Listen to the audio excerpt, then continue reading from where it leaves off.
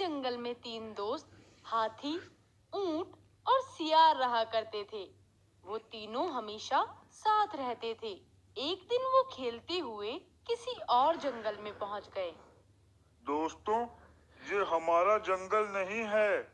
हमें तो बस खेलने से मतलब है। फिर चाहे जंगल हमारा हो या नहीं, क्या फर्क पड़ता है? मैंने सुना है कि ये एक भूतिया जंगल है। हमें यहाँ नहीं रुकना चाहिए। ऊंट भाई, इसे डरने दो, हम खेलते हैं। हाथी की बात को नजरअंदाज करके ऊंट और सियार खेल में मग्न हो जाते हैं। शाम होने के बाद वो तीनों अपने जंगल का रास्ता ढूंढने लगते हैं, लेकिन अंधेरे की वजह से उन्हें रास्ता नहीं मिलता। यहाँ तो सभी रास्ते एक जैसे लग रहे हैं। अब हम क्या करें? आज रात हम यहीं रुक जाते हैं, कल सुबह वापस चले जाएंगे। नहीं, बिल्कुल भी नहीं। हम पूरी रात इस भूतिया जंगल में नहीं रह सकते। भूत जैसा कुछ नहीं होता है। किसने कहा कि भूत नहीं होते? आवाज सुनते ही वो तीनों हक्के बक्के रह जाते हैं और डरते हुए पीछे मुड़कर देखते हैं, लेकिन वहाँ कोई भी नजर नहीं आता। यहाँ तो कोई नहीं है। फिर ये आवाज किसकी थी? मैं हूँ तो सही। पेड़ को बोलते देख तीनों डर जाते हैं और भागने लगते हैं, लेकिन बोलता पेड़ उनका पीछा नहीं छोड़ता। ये भूतिया पेड़ तो हमारे पीछे ही पड़ गया है। मुझे तो ये समझ ही नहीं आ रहा कि पेड़ अपनी जगह से हिला कैसे। मैं पेड़ नहीं, उसके अंदर बसी आत्मा हूँ, जो एक पेड़ से दूसरे पेड़ में जा सकती है। इसके बाद वो आत्मा उन्हें परेशान करने लगती है। बचने के लिए वो तीनों इधर उधर भागते हैं, लेकिन आत्मा उनका पीछा नहीं छोड़ती। बहुत देर तक इसी तरह भागते रहने के बाद जब वो तीनों थक जाते हैं, तो आराम करने के लिए एक पेड़ के नीचे बैठ जाते हैं। तभी वो पेड़ उनके ऊपर सूखे पत्तों और छोटी छोटी नुकीली टहनियों की बारिश करने लगता है।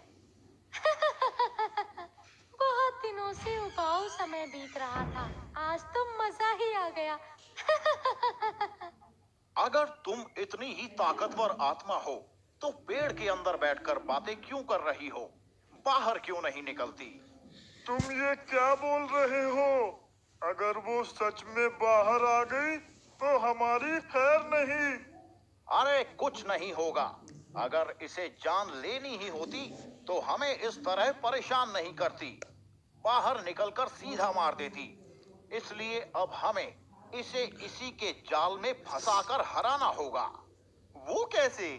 ऊंट धीरे से सारी योजना अपने दोस्तों को बताता है, जिसके बाद वो तीनों अलग अलग दिशा में चले जाते हैं।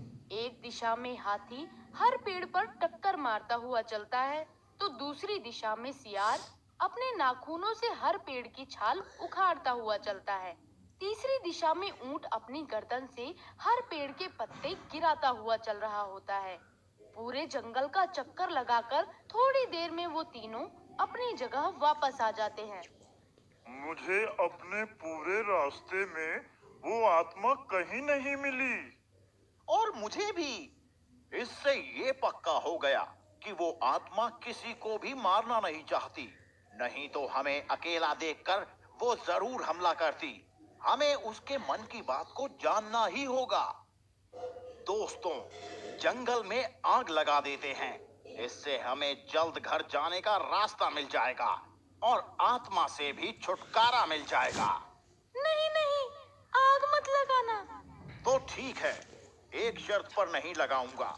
तुम्हें बताना होगा कि तुम कौन हो और यहाँ क्या कर रही हो। मैं एक परी हूँ। बहुत समय पहले मैं सभी जानवरों के साथ यहाँ रहा करती थी। एक दिन जंगल में भयानक आग लग गई और उस आग की चपेट में आकर मेरी और जंगल के कुछ जानवरों की मृत्यु हो गई। क्योंकि मुझे पेड़ और हरियाली बहुत पसंद है, इसीलिए मैं इन पेड़ों के अंदर रहना पसंद करती हूँ। तो क्या तुम हमेशा यहीं रहोगी? नहीं, मुझे मुक्ति मिल सकती है, लेकिन वो मुझे तभी मिलेगी जब मैं उस जगह पहुंच जाऊं जहाँ मेरा पहले घर था, लेकिन मुझे वो जगह नहीं मिल रही। घर के आसपास की कोई खासियत बता सकती हो?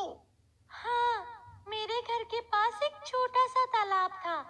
वैसा तालाब पूरे जंगल में कहीं नहीं था। मैंने उसे ढूंढने की बहुत कोशिश की, लेकिन वो मुझे कहीं नहीं मिला। अगली सुबह तीनों दोस्त तालाब ढूंढने निकल जाते हैं। परी की आत्मा भी पेड़ से बाहर निकलकर उनके साथ चलने लगती है। पूरे जंगल में भटकने के बाद उन्हें एक कोने में खाली गड्ढा नजर आता है। हमने पूरा जंगल देख लिया, लेकिन ऐसा गड्ढा सिर्फ एक ही जगह दिखाई दिया है। मुझे लगता है ये वही तालाब है जो सूख जाने की वजह से परी को कभी नहीं मिला। तालाब के पास पहुंचकर परी की आत्मा इधर उधर देखने लगती है और वापस अपने घर पहुंचकर बहुत खुश होती है। वो तालाब के पास एक पेड़ पर जाकर बैठती है और उन तीनों दोस्तों को धन्यवाद बोलकर गायब हो जाती है। इस तरह हाथी